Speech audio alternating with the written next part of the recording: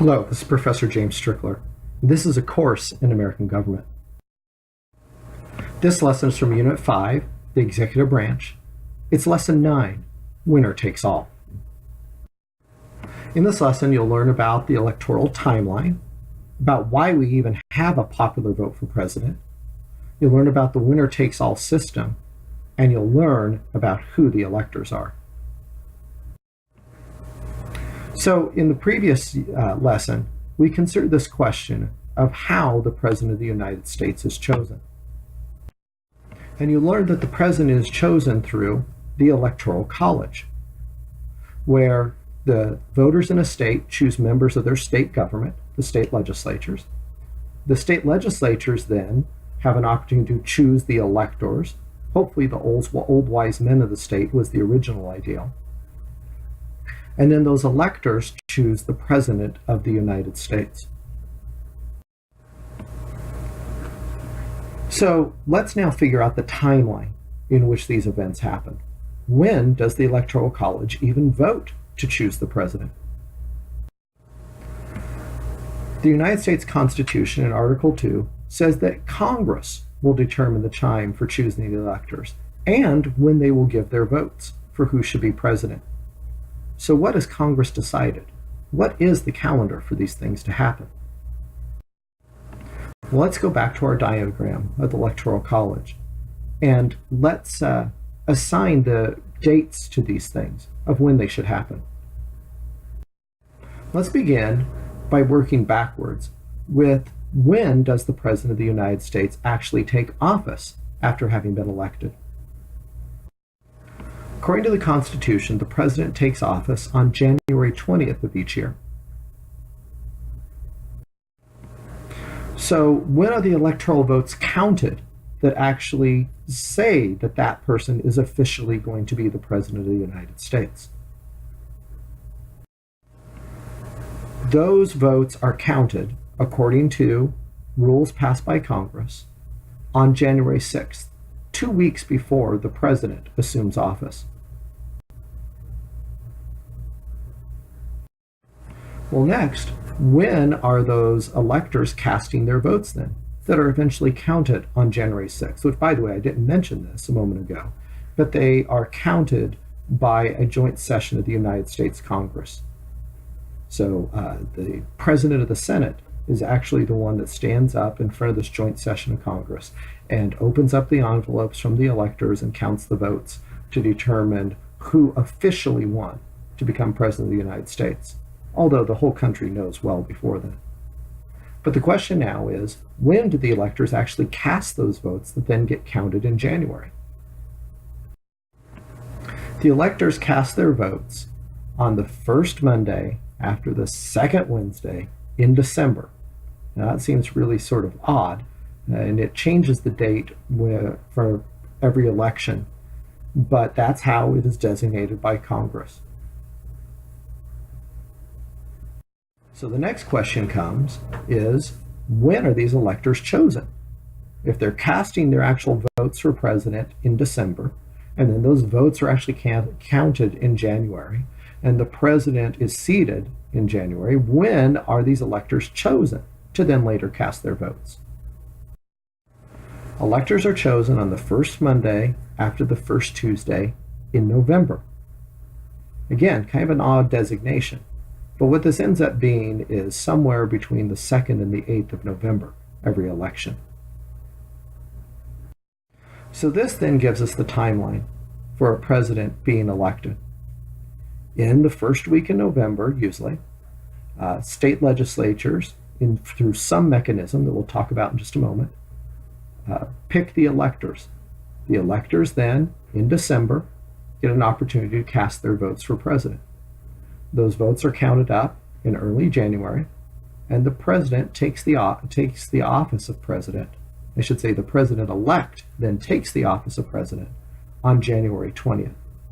So November is when electors are chosen, December is when they vote, and January is when their votes get counted and the new president is seated. So if this is how this system works, with electors being chosen by state governments, and then those electors choosing the president for us, Why do we even have a popular vote as a country?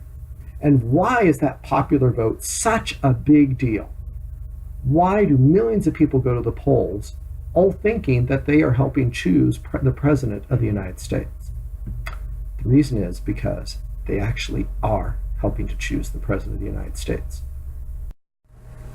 Let's go back to what the Constitution says about how electors will be chosen. It says that states shall appoint the electors. But notice what else it says. It says that they'll be appointed in the manner that the legislature may direct. So in other words, each legislature can choose for itself how it's going to go about picking its electors. So one state theoretically could choose to administer a test. The idea was to find the wise people in their state, so why not administer a test and figure out who the really smart people are and let them pick the electors, or I should say let them be the electors to then pick the president. Or perhaps a state could just put a bunch of names up on a wall and throw darts at them blindfolded. Now that may sound really silly, and it is really silly, but the point is that the Constitution says the state legislature can do it any way they want. So they could do it by throwing darts if that's what they wanted to do. Or perhaps a state could hold a lottery and have people come in and buy tickets with the winners of the lottery becoming the electors for the state. Be a way for them to make a little money while they did it. Or perhaps the way for a state to choose electors is through some backroom deals. Way earlier in this course, I talked about the idea of the smoke-filled room. This classic notion of politicians sitting around in a room away from everybody else, smoking cigars, cutting deals with each other.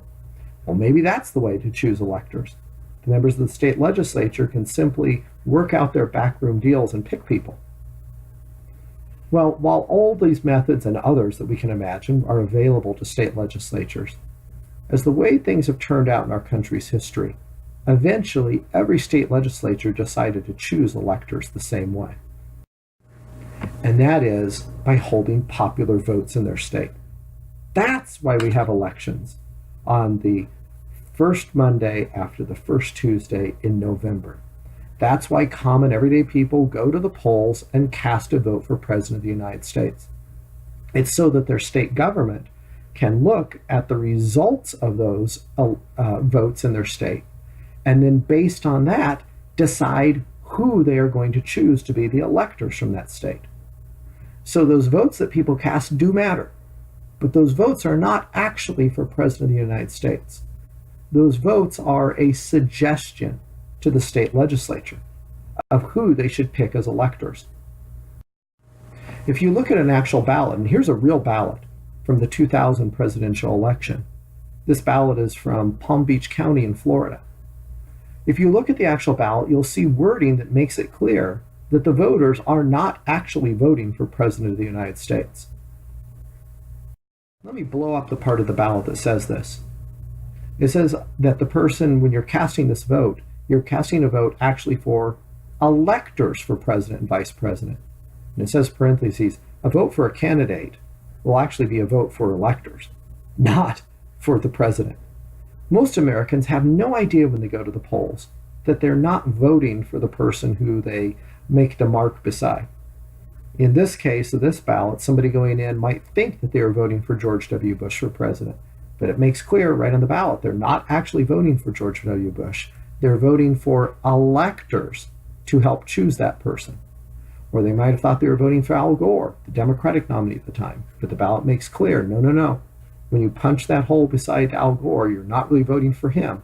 You're voting for electors that then will vote for Al Gore. So electors then are people that are assigned by the state to vote for who the people of that state favored. And the legislatures of all the states, with a couple little minor exceptions, which in practice don't really turn out to be exceptions usually, the legislatures of all the states do this on what is called a winner-takes-all basis. Now what that basically means is that in a given state, if one of the candidates in the popular vote were to win the election there by a single vote, So let's say in California that there are 20 million ballots cast for president, and one guy gets 19,999,999, and the other candidate gets, excuse me, let me redo my math here. There's 20 million ballots cast in California, and one candidate gets 9,999,999 of those votes, and the other one gets 10,000,001 votes. Well, the one that got 10,000,001 beats the guy that got 9,999,999 by only 2 votes. But even though that candidate won by only 2 votes, that candidate would then receive all 55 of California's electoral votes. That's what winner takes all means. It means that if you win even just barely, you get all the electoral votes. And that's how every state does it. Now, there's an obvious reason for why they do this. It makes each state a bigger prize to make the candidates want to come and try to get it more.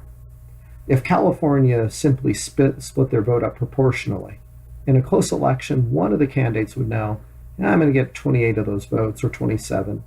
And the other one would know the same thing, I'm going to get 28 or 27.